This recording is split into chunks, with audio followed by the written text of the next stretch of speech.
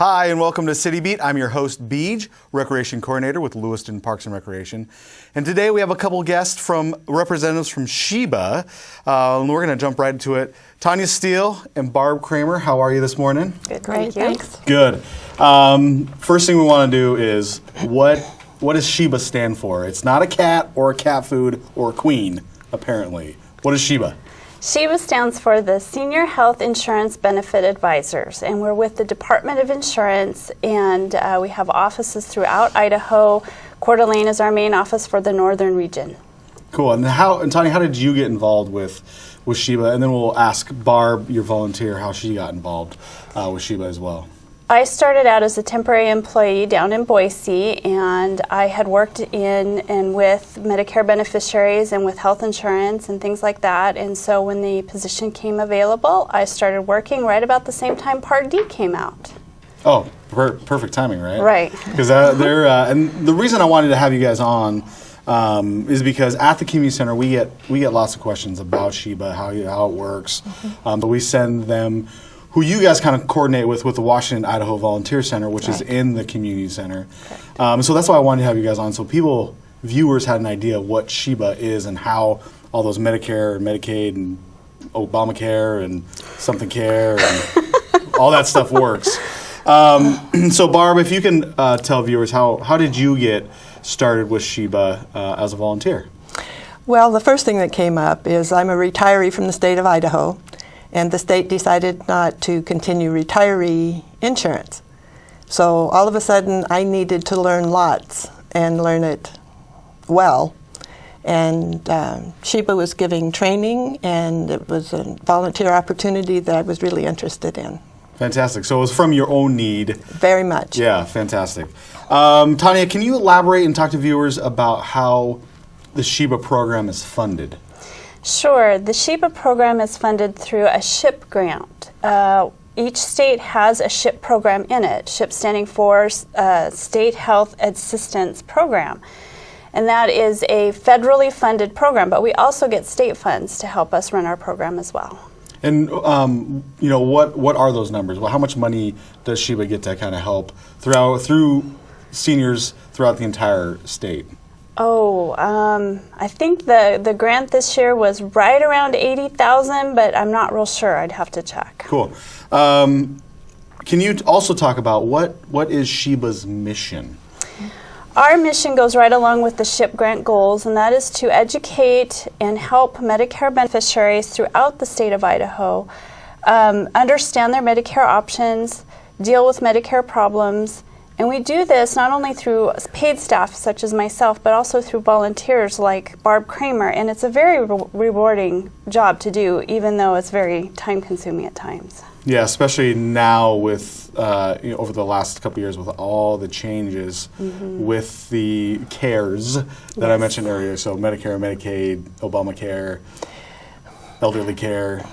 I guess I would just like to insert that the Affordable Care Act, Obamacare, isn't necessarily, as a volunteer, my area of expertise.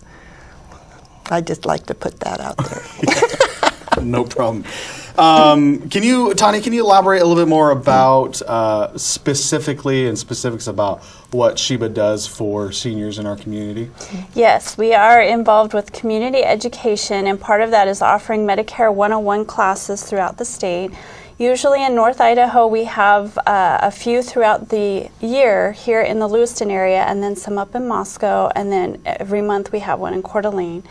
We also do community outreach to partner organizations so that we can get help from the communities where the beneficiaries are at to give them this education and this counseling. We have one-on-one counseling sessions so we can sit down with a beneficiary as an individual and go over their individual circumstances and help them see where that fits into the Medicare program or where it doesn't fit into the Medicare program. And then we also help beneficiaries research and look into extra help programs such as Medicaid, Medicare savings programs, extra help, things like that. Barb, can you talk to viewers and tell, when somebody makes an appointment, and we'll talk about how to contact in a little bit, when individuals and seniors are making appointments, can you talk about exactly what their appointment will look like when you're volunteering and going through all that information with them? Well, I like to talk to a person on the phone before they come in, because there's some things that would be really helpful for them to bring.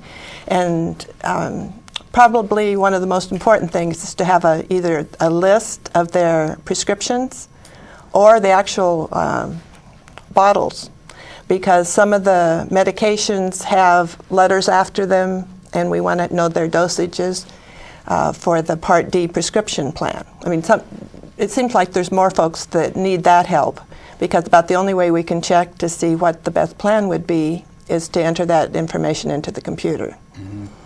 And what are some questions that individuals that need that help, what are like kind of the main questions that they have? What are the overwhelmingly frequently asked questions? Barb, when people are meeting with you, what questions do they have? Well, it depends on whether they've been on Medicare for some time or if they're new to Medicare. As far as I'm concerned, Medicare is a blessing. It's a great program. It provides a lot of help. It's good insurance, but there are gaps. And it depends on the income of the individual and their risk level. I feel like I'm an educator, and so I try to find out where they are in the decision process. And a good thing is to know what they already have, because if they're coming off of employer insurance, we need to know what that was, when it ends. So I always recommend having a folder. And if they would bring in any letters that they've received from Social Security, from the previous employer, their current insurance plan to have some comparison, keep that handy and bring it in with their prescriptions. And that will definitely help you administer what their needs at a much greater level. And the other thing that I was going to show, but there are a couple of helps. One is called, it's a book put out by Medicare, and it's called Medicare and You. And folks who are new to Medicare generally receive one of those. But if you're trying to get a head start on it, we do have copies of those books here or at any counseling site. And we can get you started. It isn't easy to get your mind around insurance. Mm-hmm. Tonya, can you elaborate too about some of the challenges that you have at the regional or even state level administering SHIBA and really getting information out to citizens? I think one of the biggest things I hear back is, why didn't I know about SHIBA before now? Because we do offer that unbiased opinion on what they need to do, and they really do appreciate our services. And we stay up to date with Medicare, so we have a lot of really good information to share. So we definitely need volunteers to help out in all of our communities. We need community support from partner organizations to supply places for people to go and counsel and meet with people or have a presentation. So those are some of the challenges we have. And what are some more points of interest that you can share with our viewers about how to take a better advantage of that? So they're not having to ask, how come I didn't know about this till now? Well, we do have an 800 number, and it is staffed by people that will answer your questions or return your call the same day. So we have that on all of our literature, and we have our literature at the community center and different places throughout the state of Idaho. One of the things that I would like to point out too is that SHIBA helps you with your billing problems and things like that. So if you want to come and get help from us, definitely knowing what you have, knowing what you don't have, things like that, or what will help you figure out what you may be eligible for. But just giving us an idea of where you're at in life really helps us to help you as a beneficiary. Yeah, can you share that 800 number and any other ways to contact either you at the regional level or here at the local level? Sure, I have the statewide 800 number is 800-247-4422. My 800 number to the Coeur d'Alene office is 1-800-488-5725. And I also have an email address. It's tonya.steele@doi.idaho.gov. Fantastic.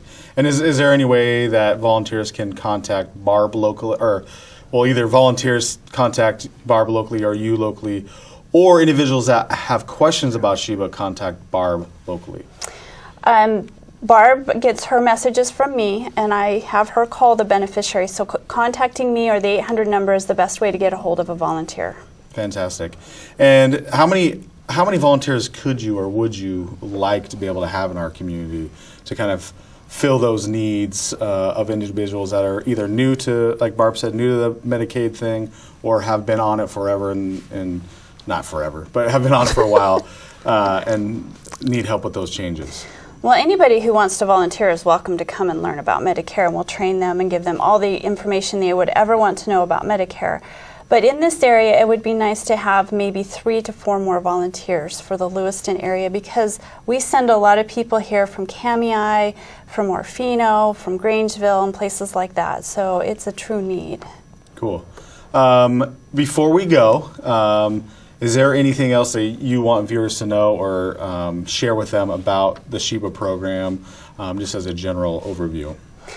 SHIBA is definitely funded by tax dollars, so it is there. We want to help you. We want you to come to our office and get the help you need. Even if you've already talked to an agent or an insurance company and you still have questions, SHIBA, come to SHIBA and we will help you. Fantastic.